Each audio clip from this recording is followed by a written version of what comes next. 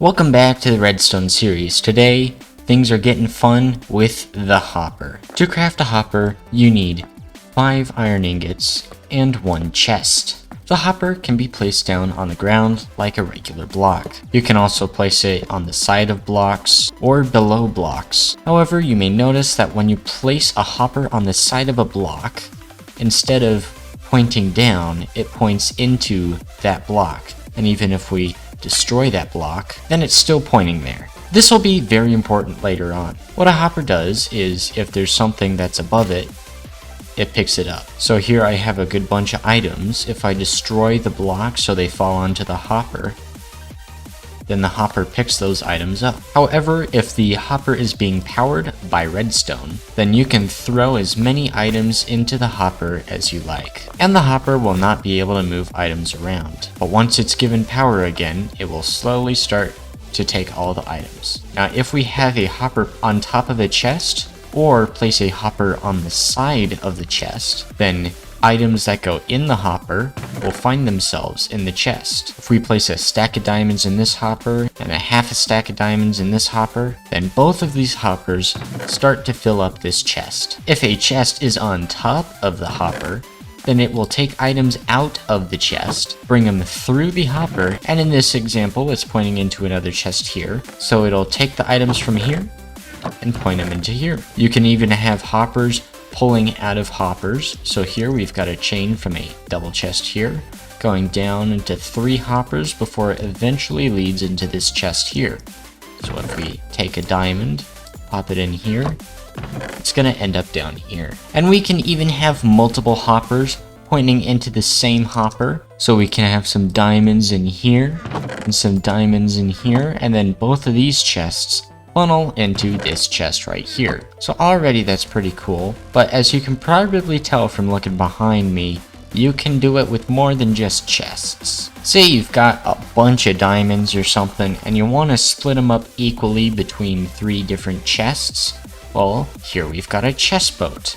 And as you can see, when we turn on the hitbox, it is on top of these 3 different hoppers here. So if we pop the diamonds in this chest, they'll be taken out by the 3 different hoppers and divided up into each different chest. Now looking at the chests, we can see they're only off by 1. This has a stack and 22, and these ones have a stack and 21. And it doesn't have to stop at 3 chests, because you can have a single chest boat positioned above up to 9 chests at the same time. Hoppers can also feed normally into things like shulker boxes, barrels, droppers, dispensers, double chests, and you can even have 2 hoppers underneath a double chest to make things go faster. As mentioned earlier, a hopper can go into another hopper. A hopper can go into a chiseled bookshelf as far as books go.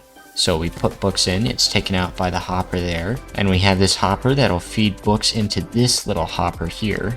If you have a hopper feeding stuff into a decorated pot, then you can put as much stuff as you like, but the decorated pot only has 1 inventory slot, so we can have some birch fences in it. But if there's birch fences inside of the pots, then, well, our birch slabs or levers or hoppers or chest or whatever that we got in there cannot go into the pot unless the fences are taken out, which they can be taken out with the hopper. And once all the fences are through, we can have the slabs going through. You can even have a hopper pop some music into a jukebox, and don't worry about the hopper below it taking the music out, because when we put music in a jukebox, the jukebox actually gives out a redstone signal locking this hopper so it can't remove the music disc until the song is over. And once the song's over, the jukebox no longer gives a redstone signal, so the song comes out through the hopper. If we have a composter and feed a hopper specifically through the top, then anything that can be composted will be fed into the composter, which will then be turned into bone meal,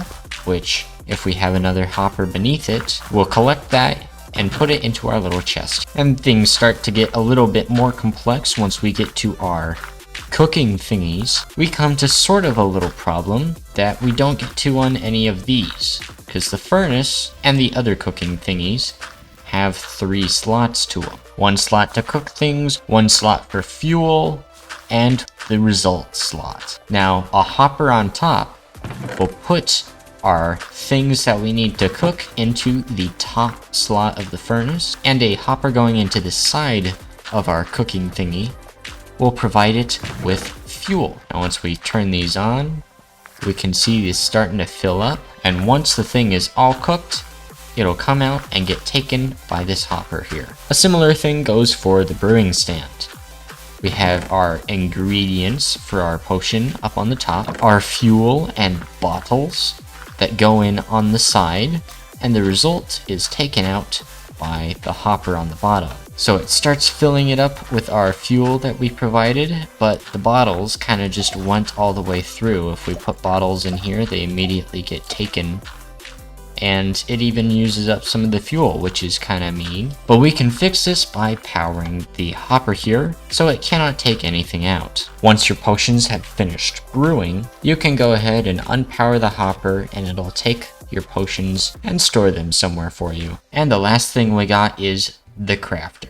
Basically, you put something through the top, it goes down to the very bottom. If you power the hopper here, you can pop in your stuff, it'll fill the crafter, kind of does it in rows instead of putting just one stack of stuff here. And then when we want to take stuff out, it'll start pulling it out of these slots here, not this slot here. The crafter is very cool, although a little bit complex, so if you want to know more about that, I've got a video about that coming very soon, so make sure you're subscribed for that. Now, you're probably thinking, but wait, you forgot something. What about the ender chest? Well, unfortunately, hoppers cannot interact with the ender chest in any way. The main reason is probably because what the ender chest has is different depending on which player is accessing it. So if a hopper were to put something in an ender chest, it wouldn't know which player to give it to. Well, now you know how to move stuff from one place to another, which is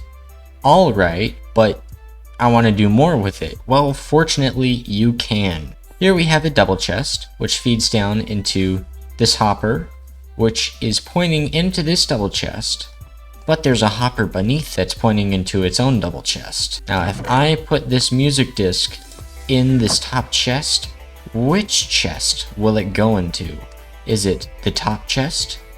Or is it the bottom chest? Well, if you guess the top chest, then you're wrong. But if you guess the bottom chest, that is where we find our music disc. This is because when something is in a hopper, it prefers to go down as opposed to this side. Now, using this, we can do a fun little thing called item sorting. So say I've just come back from a long day of resource gathering, and I've got a whole bunch of junk that I don't need, and I just pile it on into this chest. But wait, what's that underneath there? It's a hopper. Now, if I come down here, we have a nice automatic item sorting system, where amethyst shards go in the amethyst chest, emeralds go in the emerald chest, diamonds in the diamond chest, and so on.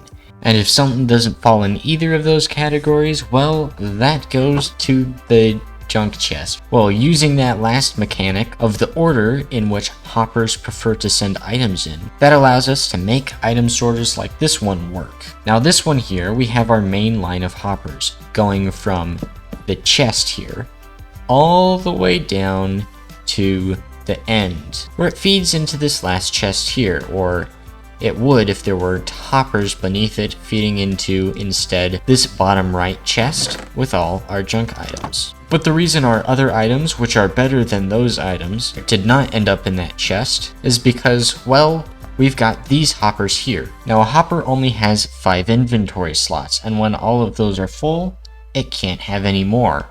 But if we have only a portion of a stack of one type of item, then we add another item in there, then it can fit that item. And what we've got here is we've got a comparator looking into this hopper here, and we've got 4 items here that we're not going to be putting into this chest, and 41 of our item that goes into this slot. And when an item that goes into that slot,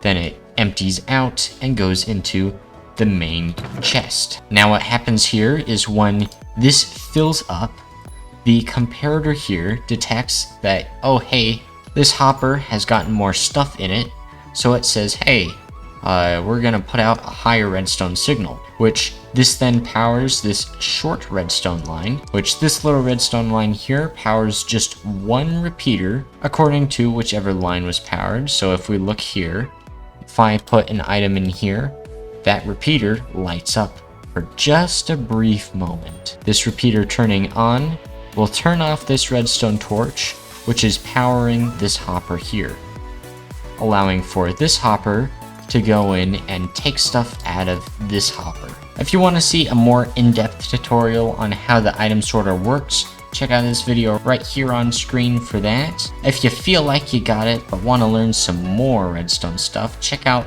this redstone tutorial series up here, or maybe you want to be informed about that video on the crafter. That's what the subscribe button's for, and I shall see you in the next one.